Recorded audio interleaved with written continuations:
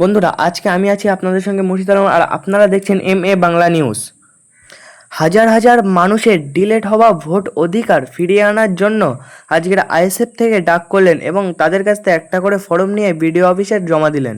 ভাইজানের নেতৃত্বে আজকে হাজার হাজার মানুষ এসেছেন এখানে তাদের ডিলেট হওয়ার নাম তোলার জন্য।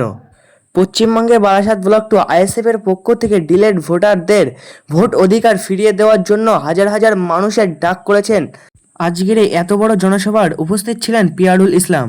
চলুন জেনে নেব আজকে কিসের জন্য এত বড় সমাবেশ।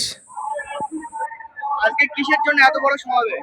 এই যে হাজার হাজার মানুষের নাম ভোটার লিস্ট থেকে বাদ গেল, ঠিক আছে, এর জন্য হাজার হাজার মানুষ, সব আমরা কলকাতারই ছেলে বা আমরা এই গ্রামেরই ছেলে, আমরা এখানকারই বাসিন্দা, তার জন্য সবারই নাম মানুষ বিশাল বিভ্রান্ত হচ্ছে। আমাদের কাজ কামের দিকে ভীষণ লস হচ্ছে, মানে ঘুরে ঘুরে পুরো পেরেশান হয়ে যাচ্ছে, ঠিক আছে। তো এটা আমি সরকারকে বলতে চাই, বা যিনি এখন ক্ষমতায় আছে যে সরকারকে বলতে চাই শিগগিরই আমাদের এই বিষয়টা একটু দেখার জন্য।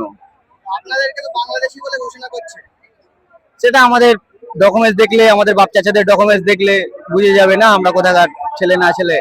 আমাদের সমস্ত ডকুমেন্টস সব দেওয়া আছে বা জমা দিয়েছি। আরো আজকে এখানে কিসের জন্য? আজকে এই সব নাম হাজার হাজার লোকের নাম ভোটার লিস্ট বাদ গেছে, হাজার হাজার মানুষ তাদের মানে পুরো পাগল হয়ে তাদের ঘুরছে। তারা কার ডাকে আজকে এসেছে? ভাইজান, ভাইজানের ডাকে আজকে এসেছে। হ্যাঁ, হাজার হাজার মানুষ এসেছে এখানে। তো সরাসরি আপনাদেরকে শোনালাম আজকের কার ডাকে আজকের এত বড় সমাবেশ। হাজার হাজার মানুষের ডিলেট হওয়া ভোট অধিকার ফিরিয়ে আনার জন্য হাজার হাজার মানুষ আজকের এখানে এসেছে তাদের অধিকার ফিরিয়ে আনার জন্য। ডিলেট ভোটারদের কাছ থেকে একটা করে ফর্ম নিয়েছিলেন এবং সেই ফর্ম জমা দিতে যাচ্ছিলেন বিডিও অফিসে এবং তাদেরকে আটকানো হলো। তাদের একটা বড় মিছিল নিয়ে যাচ্ছিলেন, তাদেরকে আটকানো হলো, পুলিশ প্রশাসনরা তাদেরকে আটকে দিয়েছেন এবং কিছুজন গিয়েছেন তাদের ওই ফর্মগুলো নিয়ে জমা দেওয়ার উদ্দেশ্যে। সো বন্ধুরা, আপনারা এই চ্যানেলটিকে সাবস্ক্রাইব করে রাখুন, আবারও আসছি নিত্য নতুন খবর নিয়ে।